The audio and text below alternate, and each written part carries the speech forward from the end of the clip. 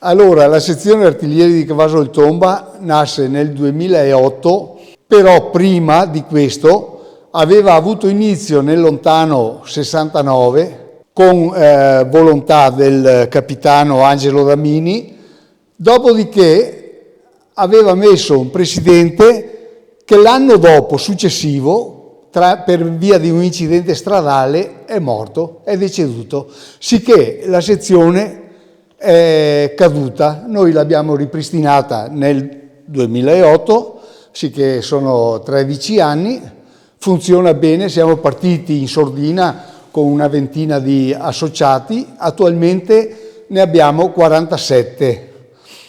La sede di questo gruppo dovrebbe diventare definitiva sempre che l'assessore qua ci dia le chiavi delle scuole monumentali a Cavaso del Tomba, e dovremo trovare una sede definitiva perché sono scuole ormai dismesse e quindi avremo anche noi un punto di riferimento. Allora l'associazione artiglieri è principalmente rivolta a promuovere attività anche nel sociale.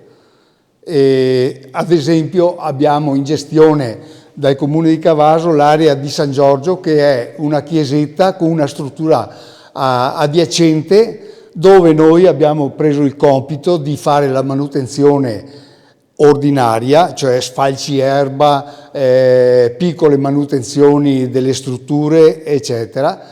Là 2 volte all'anno facciamo delle feste, una è il 25 aprile in concomitanza proprio con la festa di San Giorgio e un'altra la facciamo verso ottobre, verso metà ottobre.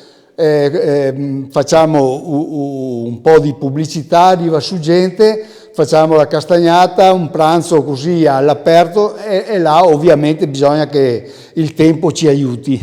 Siamo partiti bene nel 2018, esattamente nel centenario della Grande Guerra, con le nostre attività principali. Abbiamo avuto la Dunata Nazionale Artiglieri a Montebelluna, con la presenza di grandi autorità militari.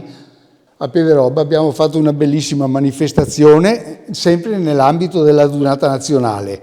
Abbiamo avuto ben 23 uscite col nostro Labro di rappresentanza e dopo è arrivato il 2020 con la pandemia e sicché siamo stati un po' bruciati, fermi.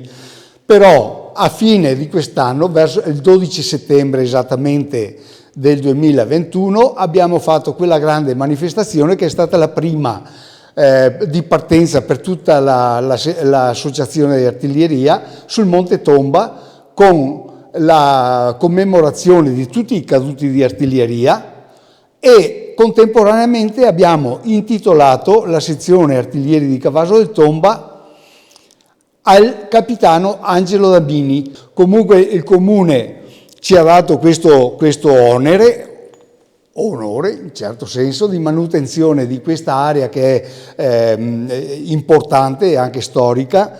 In compenso il comune anche quest'anno ci ha dato un contributo, guardo verso l'assessore che è stato il promotore di questa cosa, ci ha dato un contributo per poter andare avanti con queste manifestazioni. E abbiamo chiuso praticamente in pareggio il nostro bilancio, perché dai soci arriva semplicemente la quota della tessera e non chiediamo nient'altro, neanche un centesimo in più.